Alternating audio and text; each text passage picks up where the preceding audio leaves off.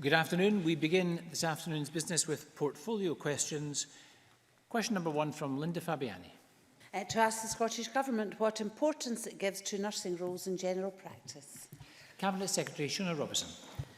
General practice nurses are essential to the future of primary care and general practice services. That's why the Scottish Government has committed to investing £2 million for additional training to enhance their skills so that they are better equipped to meet the needs of patients with multiple health conditions, making it easier for patients to access the right person at the right time. Linda Fabiani. I'm pleased to hear that the Scottish Government wants an enhanced role for nurses in general practice. But can I ask how the Cabinet Secretary intends to make sure that health boards and indeed GP practices take this on board and recognise the worth of practice nurses? Cabinet Secretary. Well, certainly general practice nurses are essential to the future of general practice, and particularly the new model of multidisciplinary team working.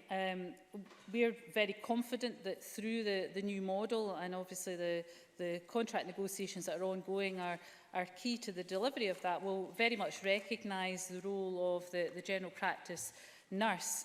The finance, the £2 million that I mentioned in my first answer that's being invested for additional training is going to make sure that general practice nurses can contribute even more than they do already, and they contribute a lot to general practice settings and primary care more generally, but of course it will also free up time for doctors to spend with those patients who need their skill set and will make sure that the patient is seeing the right person within the practice.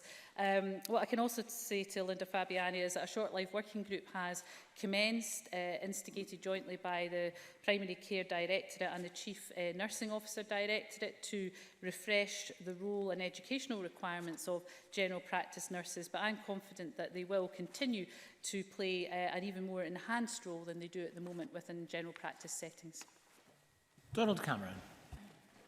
The Cabinet Secretary mentioned the additional investment to upskill general practice staff, such as practice nurses, which we welcome. But what is the Government's response to the Royal College of GPs call yesterday that the £500 million promised to GPs and health centres by the First Minister last October could be, and I quote, clearly outlined for the GP service rather than primary care in general, so that all those who work in general practice, including practice nurses, can benefit?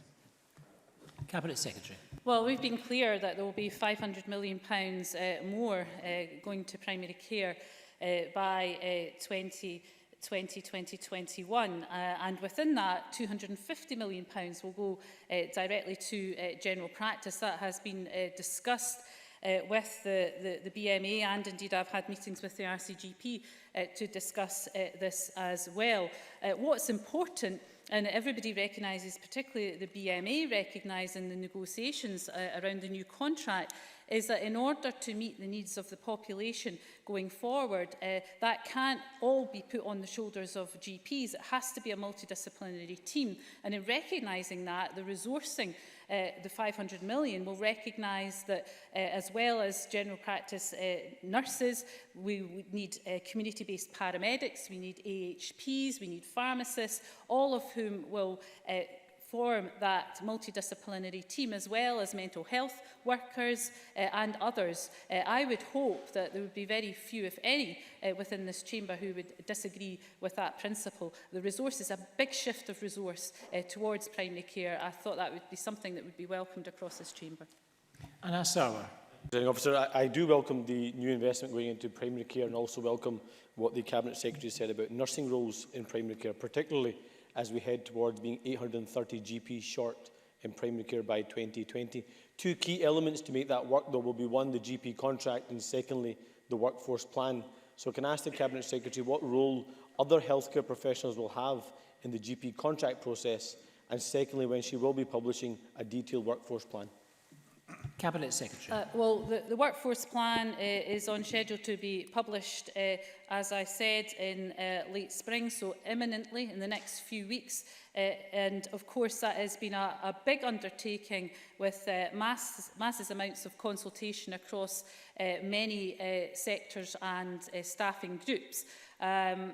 The GP contract, as Anna Sarwar will be aware, is a contract negotiated between the Scottish Government and the British Medical Association. That is how the contract is negotiated, and once that contract has been negotiated, obviously the details of that will be released, but it would be inappropriate while those negotiations are ongoing for us to do that until the negotiations are concluded. But once they are, I would be to make sure that Parliament is informed of the outcome of that. Question number 2, John Scott. Thank you, Presiding Officer. To ask the Scottish Government what steps it is taking in light of reports that 65% of adults in Scotland are either overweight or obese. Minister Eileen Campbell. Thank you. We remain committed to addressing Scotland's excess weight, and in line with the evidence, we are maintaining activity across the whole of society that makes it easier for people to be more active, to eat less and to eat better. For example, we've invested £12 million over 5 years to 2017 on a range of programmes to support and encourage healthy eating. This year, we're providing councils with a further £53.9 million of revenue funding for free school meals. We've also exceeded our target of delivering 150 community sports hubs across all local authorities by 2016. Sport Scotland has also announced a further £6 million investment to create a total of 200 hubs by 2020. John Scott. I thank the Minister for her answer and would ask her to consider the impact of price promotions on obesity, as Cancer Research UK assert that 40% of all calories are bought on price promotions. Food and drink that are high in fat, sugar and salt content are seriously damaging the health of the people of Scotland in so many different ways. So can she tell us how she might address these concerns, particularly about very high calorie intake as a result of price promotions? Minister. Price promotion certainly is an issue that Cancer Research UK have pointed out as an area of which we need to take action on, and certainly there will be opportunity to delve deeply into those issues and a whole range of other issues as we develop the obesity strategy and the consultation to go with that in the imminent future. And certainly we'll continue to engage with Cancer Research UK on this. It's really helpful, some of the evidence that they're compiling on this issue that allows us just to identify how big an issue this is for Scotland to deal with, and the challenges that we face. And certainly price promotion, the access, the affordability of high fat, sugar and salt foods is certainly one that we need to look at, where there should be nothing off the table as we approach the new strategy. And certainly I look forward to working with the member on the consultation as we bring it forward. Marie Todd. Presiding Officer. Can I ask whether the Minister shares my disappointment that the UK Government didn't take the opportunity to introduce further restrictions on junk food advertising in their action plan on childhood obesity? Minister. Absolutely, I would share the member's disappointment on the UK Government's decision not to include restrictions on junk food advertising. And think that does align itself with the disappointment that Cancer Research UK expressed as well in relation to the points that John Scott raised. We've long argued that a ban up to the 9 PM watershed would greatly reduce children's exposure to the marketing of unhealthy foods. And that's not just my point of view. This is a measure that is backed up by recommendations from both Public Health England and Food Standards Scotland, and also has the backing of the Welsh and Northern Irish governments, and again has a huge amount of support across our third sector, and again reiterate the very strong arguments and lines of arguments that Cancer Research UK have taken on this issue. So again, we hope beyond the election that perhaps there will be a change of heart. Colin Smith.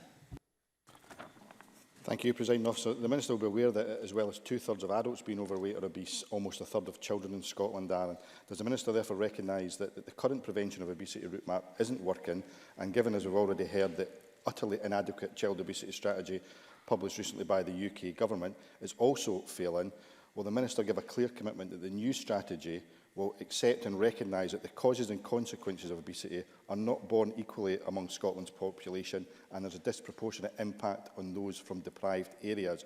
And if we want to tackle this particular health inequality, we need to also tackle wealth inequality in Scotland. Minister. I absolutely recognise that there is a disproportionate impact felt on the communities that are the most vulnerable, and absolutely they stand to gain the most if we take collective and bold action on tackling the issues of obesity. That's why we're taking forward and bringing forward a new strategy, starting with the consultation that we'll be coming forward with very soon. We'll take on board all the issues that have been raised, not just by the member who's taken a keen interest and is continually raising those issues, but members across the chamber, also our partners, our third sector organisations, to make sure that we get this right. We have a challenge here that we need to face. It costs our NHS and public purse money, but it's also costly in terms of the impact it has on people's lives. Those most impacted on are, again, as Colin Smith articulates, are those that are in the most vulnerable communities. But we also have to make sure that we bring communities with us on this too, because price promotions, if we took that forward, may also have an impact on those with the least money to spare. So we have to work together. We have to make sure that we have nothing off the table when we bring forward the consultation, and work together to make sure that we have the impact that we all require, which is to see a downward trend on obesity levels in our country. Question number 3, Gillian Martin. Thank you, Presiding Officer. To ask the Scottish Government what action it's taken to address health inequalities. Minister. Reducing health inequalities is one of the biggest challenges that we face. They are a symptom of wider income inequalities which are exacerbated by policies of austerity and welfare reform. We are taking action focusing on addressing the underlying causes, ending poverty, promoting fair wages, supporting families and improving our physical and social environments. Gillian Martin. Minister, for that answer. The Minister notes that health inequalities are firmly linked to income inequalities.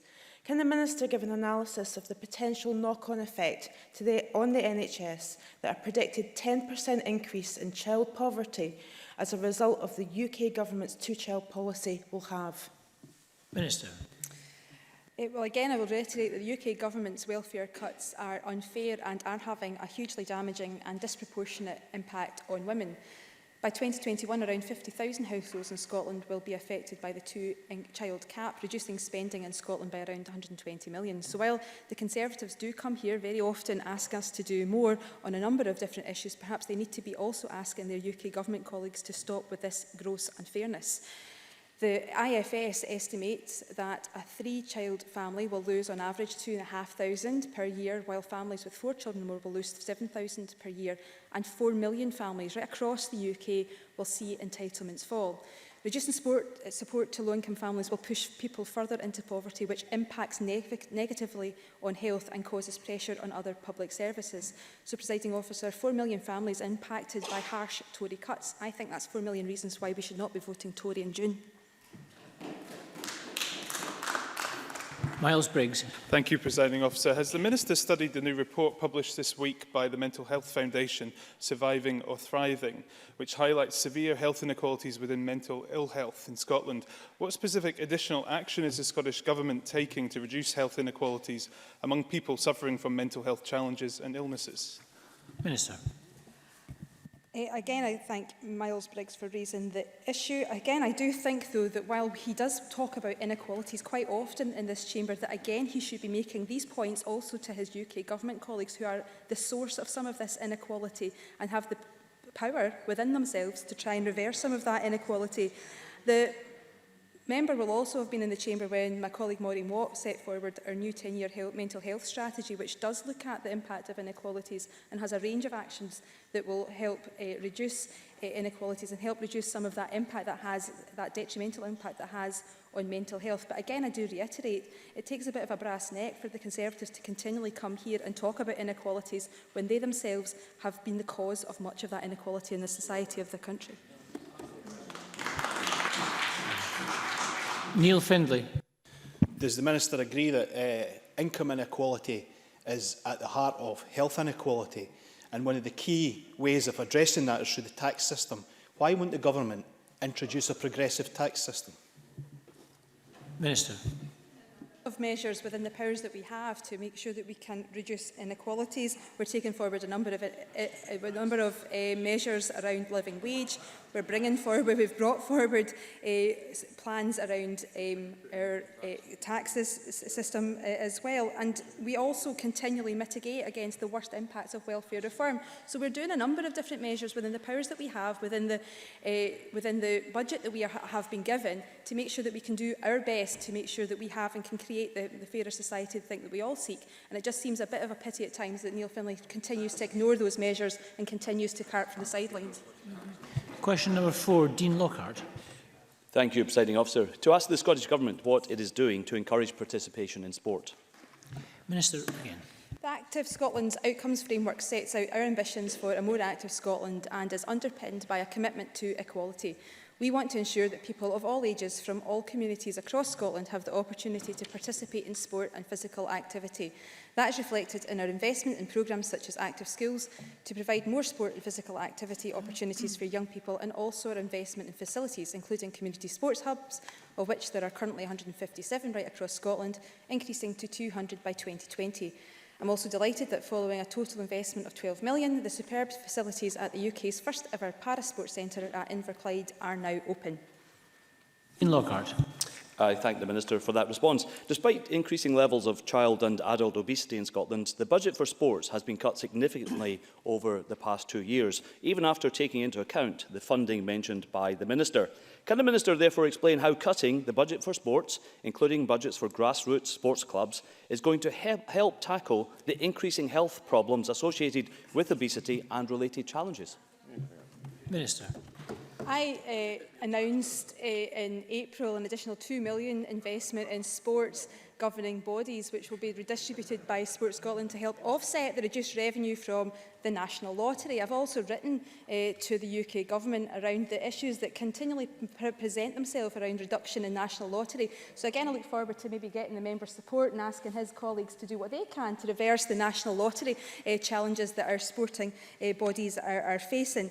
And also since this government took office, we have seen an increase in investment in our infrastructure. We have some of the best infrastructure across the country in terms of sport. We've invested heavily around making sure young people get the opportunities. We've increased the way in which PE and fundamentally restructured the way in which PE is being taken forward across our schools, seeing us now reaching around 98% of our children meeting the 2-hour PE I hear, again, people carping from the sideline. This is a significant investment this government has taken forward to improve the infrastructure of our sporting arenas across the country. We have increased fundamentally the number of children who are taking part in 2 hours or more of PE in every school. We've just opened a new Parasports Centre in Inverclyde, now open. We've hosted one of the best ever Commonwealth Games in Glasgow. Our commitment is very strong to sport and giving all of our young people the opportunity they deserve. Again, though, this is exacerbated.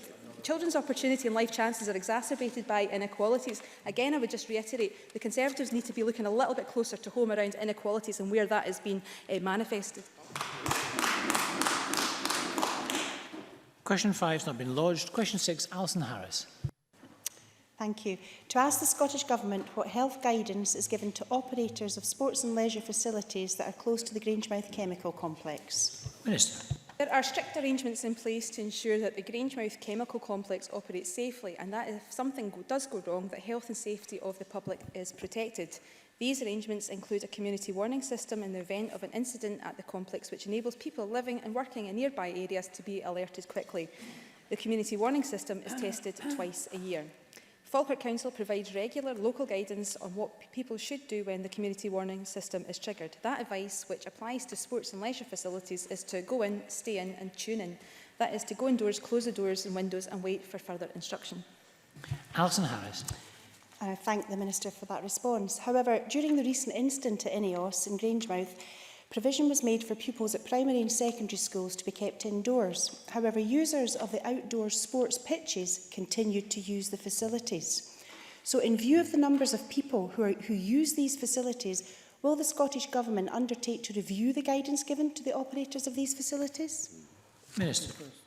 Yeah, I think the member raises a very good point. And of course, on the 2nd of May, there was that incident she described at Grangemouth, where a limited number of staff were evacuated from the site following the gas leak, and the incident centred on the Kinneil gas plant and involved the release of gases there. The local incident management plan was activated and local cordons and road closures were put in place to ensure public safety. However, the points that she makes are good ones. I'm happy to continue to be in dialogue with her on this and want to reassure that there will be a multi-agency debrief of the incident being held on Wednesday the 17th of May, and that debrief will examine the events and ensure that any learning points are captured in order to refine and improve the off-site plan and arrangements, and Scottish Government Resilience Division is leading this debrief process. I'll continue to keep her updated regarding the outcomes from that meeting. Question number 7, Bruce Crawford. Thank you, Presiding Officer. To ask the Scottish Government what action is being taken to improve mental health services in the NHS Forth Valley area. Minister Maureen Watt. Thank you, Presiding Officer. We have published a new 10-year strategy for mental health in Scotland. The new strategy contains 40 actions, including those which commit to funding improved provision for services to treat child and adolescent mental health problems, and funding work to improve provision of psychological therapy services and help meet set treatment targets. As part of these actions, we have announced a £54 million comprehensive package of support to improve access to mental health services for both CAMHS and psychological therapies. Within this, we have established an improvement team within Healthcare Improvement Scotland to work on improving access to mental health services. Forth Valley are one of the first boards to work with the improvement team. Working with the board, a new service model has been introduced by NHS Forth Valley, and we have seen substantial improvements in CAMHS weights. Forth Valley are to be congratulated on attaining the target, having recorded the lowest rate of performance across Scotland at this time last year. Bruce Crawford. I thank the Minister for a reply. I recognise the improvements being made. Could the Minister please tell me what the current waiting times are for child and adolescent mental health services in the Forth Valley area? I have constituents who continue to be concerned about the length of time it's taking for their children to access services. Can the Minister therefore please tell me what specific actions have already been taken and what more can be done to improve access to CAMHS in the Forth Valley area? Minister. The latest published figures for Q4 of 2016 show Forth Valley's performance against the standard improved across the second half of 2016, with 94.8% of people treated within CAMHS services were seen within 18 weeks. This compares to 34% of people receiving treatment within CAMHS services with the 18-week standard in the same time a year ago. In response to your constituents' concerns, the member might wish to know that I met yesterday with parents from CAMHS Forth Valley Parents' Voices, and I welcomed the opportunity to hear their experiences of CAMHS and to discuss the work that we are supporting through investment and the new mental health strategy to improve the standard of care from CAMHS, including the quality and continuity of service. At board level, the new service model has been introduced within NHS Forth Valley. The new model looks to address delays identified in the system, as well as undertaking staff recruitment and working on the longer waits. I understand that the board has established a parents' forum to increase engagement with local families, and this will meet for the first time at the end of this month, and that's precisely what, as a government, we wish to see: patient involvement and participation in designing services. Monica Lennon. Thank you, Presiding Officer. Bruce Crawford has raised an important issue. I met with the founder of the CAMHS Forth Valley Parent Voices group, Katie Snedden, and other parents yesterday after their meeting with the Minister. And as the newspapers have reported today, they were in absolute tears as they were sharing their stories. It was heartbreaking to listen to the individual challenges they have had to face in trying to get the support they desperately need for their children. I welcome some progress has been made, but it's not simply just about waiting times.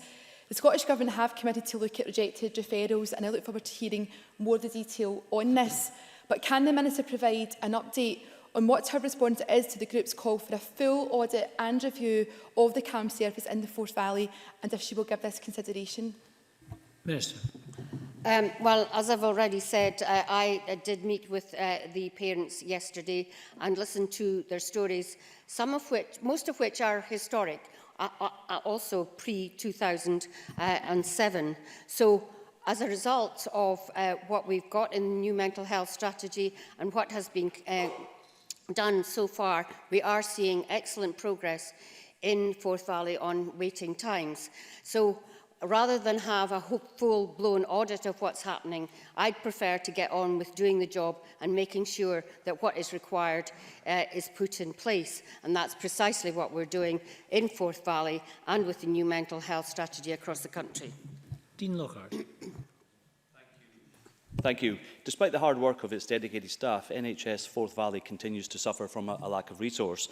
This left over 300 people waiting over 4 months for treatment. Can I ask the Minister, when will Forth Valley NHS be in a position to meet government targets in this area? Minister.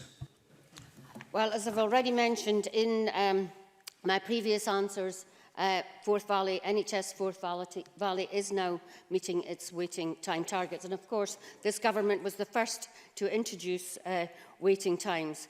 The NHS Forth Valley Scottish Government allocation for building capacity in Forth Valley was 233,409 in 2016-17, rising to 369,112 in 2017-18. And this money is being used to reduce pressure on the core CAM services, increase provision of early intervention, education and community services, support group work with a focus on tiers 2 and 3 capacity.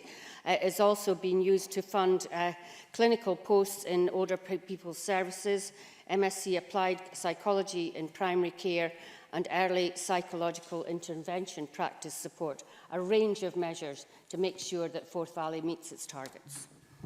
Question number 8, Bob Doris. Thank you, President Officer. To ask the Scottish Government whether it will provide an update on progress with the analysis of responses to its recent consultation, organ and tissue donation and transplantation.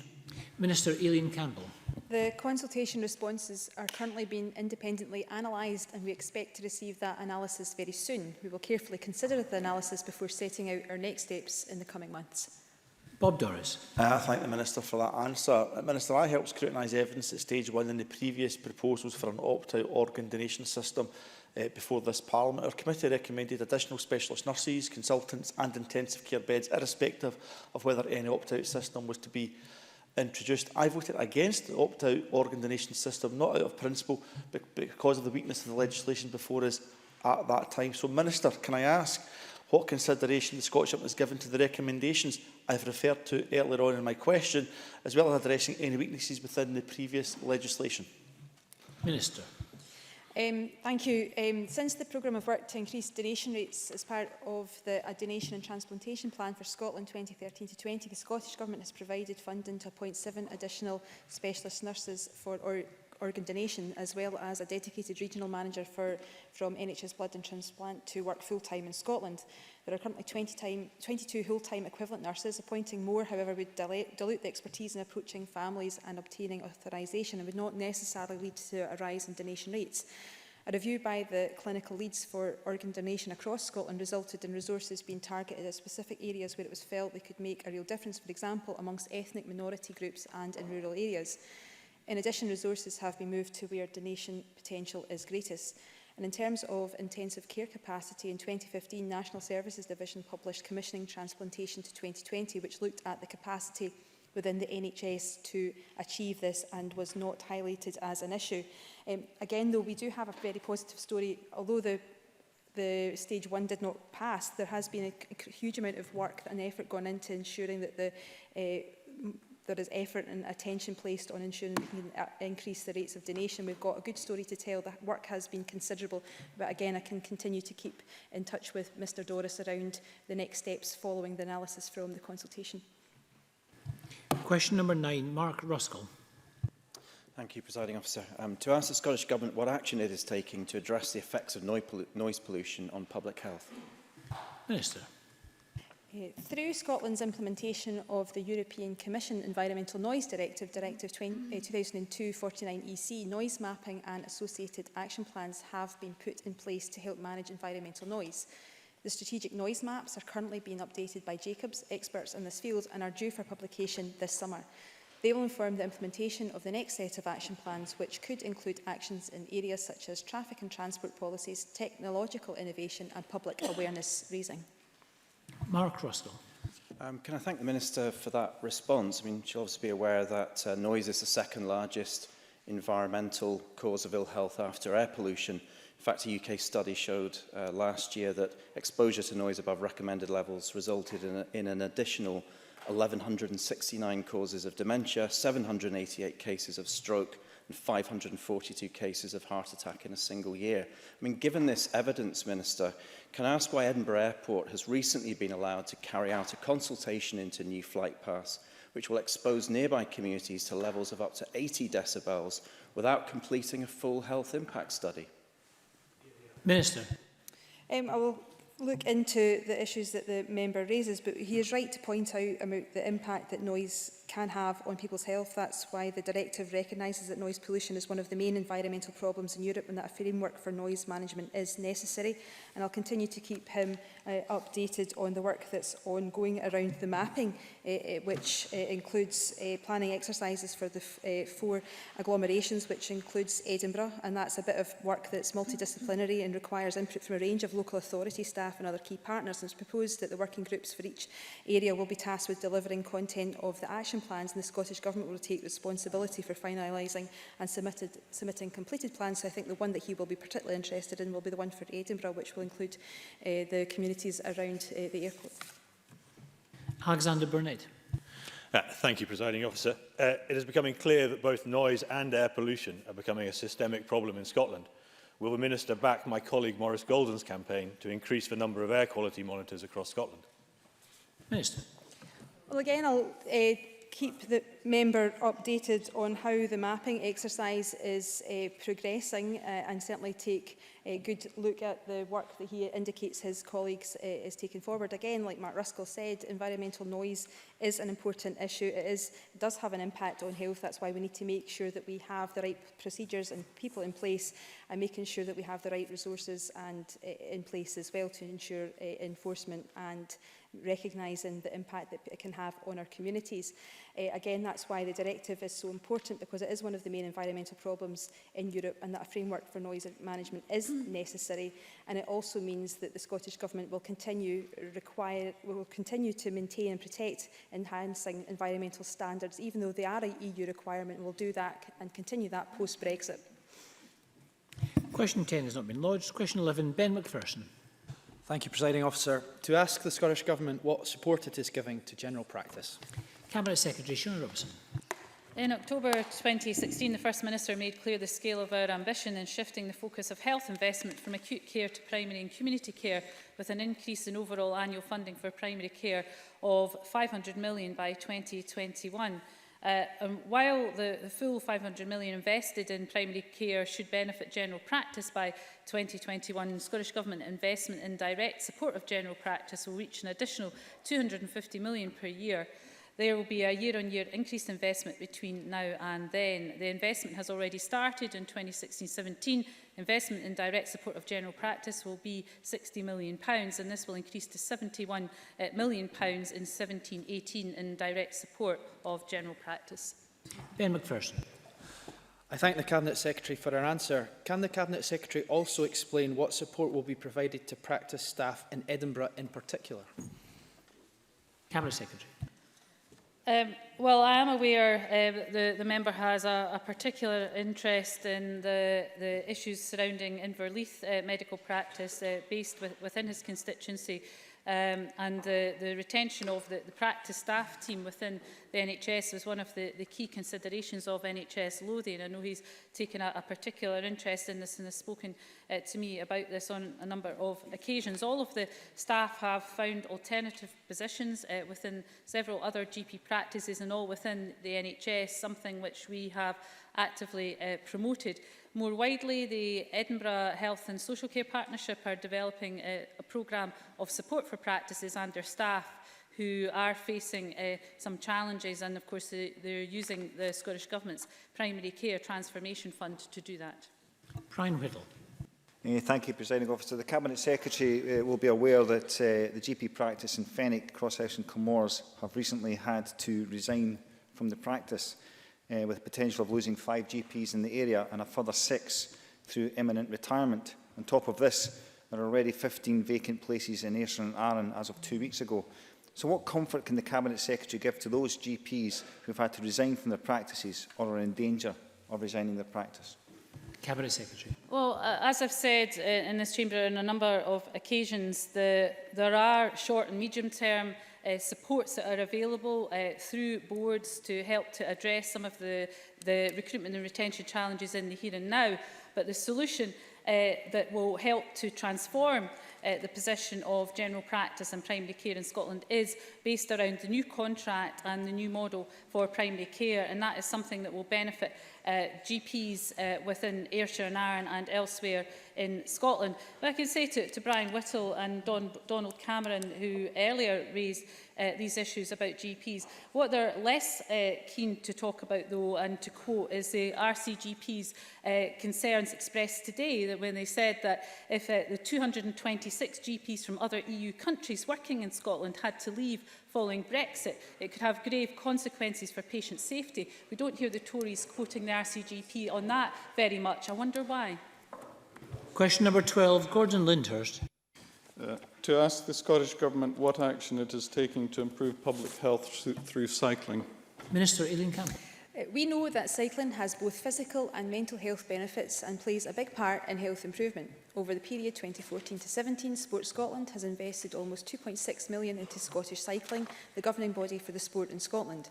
In addition, through Transport Scotland, we have increased investment in active travel by over 83% compared to 2013-14 and have pledged to match record levels of investment over the life of this Parliament. All cycling organisations are working together to consider what more can be done to get people active through cycling at a national and local level. Gordon Lyndhurst. I thank the Minister for that answer. Does the Scottish Government agree with the 8 calls set out in Pedal on Parliament's manifesto? And if not, which ones does it not agree with? Minister.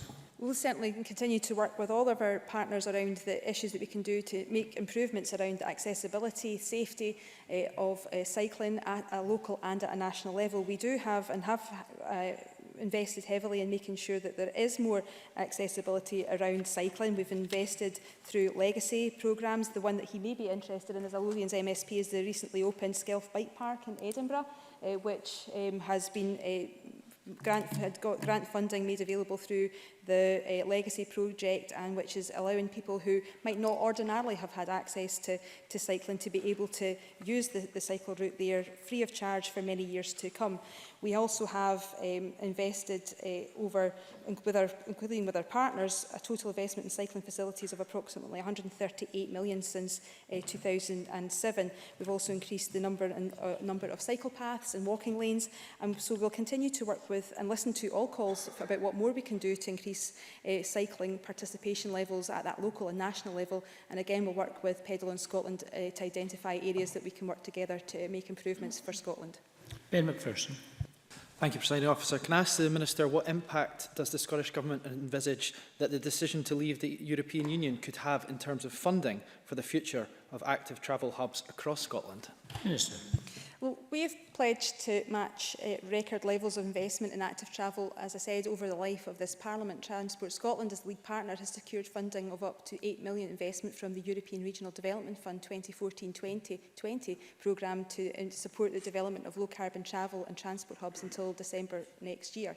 In June, Transport Scotland will publish details of projects which have been successful under the initial low-carbon travel and transport challenge fund round.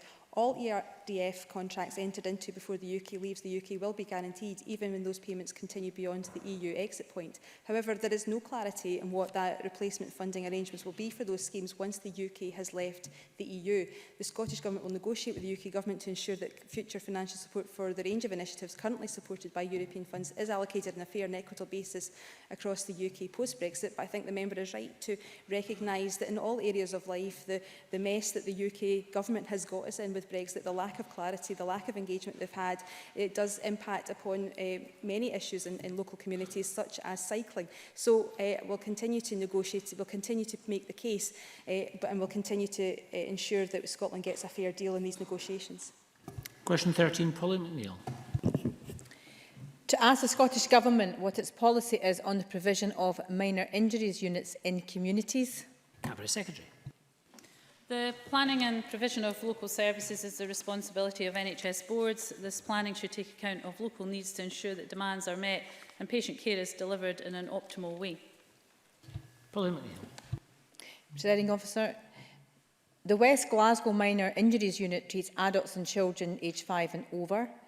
On the 13th of December, Greater Glasgow Health Board announced that that service was temporarily moving to the Queen Elizabeth University Hospital. I'm sure the Minister would agree that minor injuries units are a really important service to prevent patients turning up at accident and emergency services and therefore reducing pressure on accident and emergency.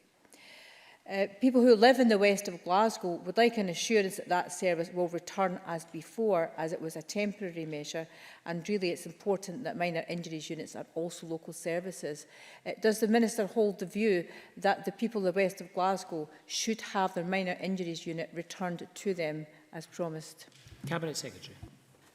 Can I first of all agree with Polly McNeill that minor injuries units are a very important service and of course, as she says, can reduce pressure on A&E departments and provide ease of access to patients.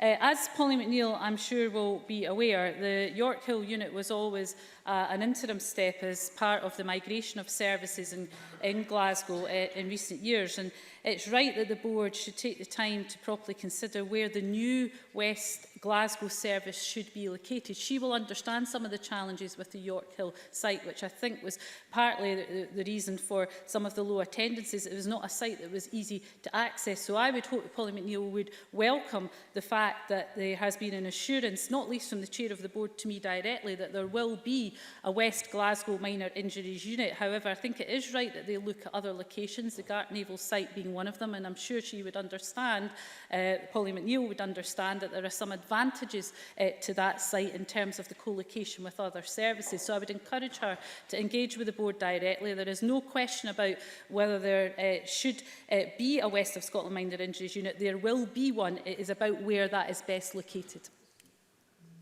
Thank you, and that concludes portfolio questions.